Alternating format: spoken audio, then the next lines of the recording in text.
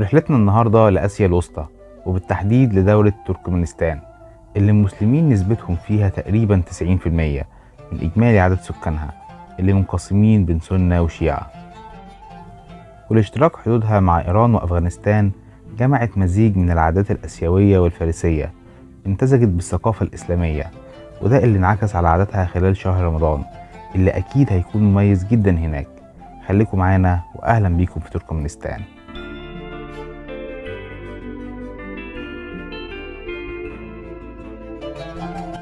يعتبر شهر رمضان احتفالية سنوية بينتظرها كل الناس في تركمانستان، وبتتجمل الشوارع بالزينة المختلفة احتفالا بالشهر الفضيل.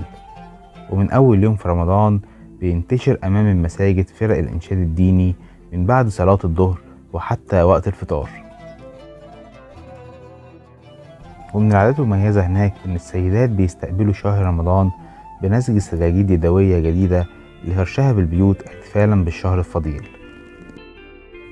وبيتم عقد مجالس للصلح بين الناس اللي بينهم مشاكل ومشاحنات خلال أيام شهر رمضان، بحيث إن قبل دخول العيد ما يكونش أي حد عنده مشكلة مع حد تاني. وككل الدول الإسلامية فصلاة التراويح مكانة مهمة جدا في نفس كل مسلم في تركمانستان، وبيزيد الإقبال على المساجد خلال العشر الأواخر من شهر رمضان.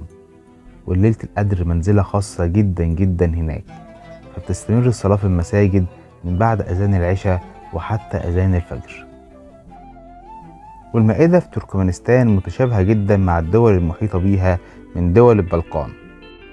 فأشهر أكلة في تركمانستان في رمضان وبره رمضان هي أرز بيلاف، وهي رز مع لحم الغنم والخضروات والمكسرات، بالإضافة لمقبلات زي السمبوسك اللي بتعتبر وجبة سريعة وبتنتشر على كل الموائد الرمضانية هناك. ودي كانت أهم العادات الرمضانية في دولة تركمانستان.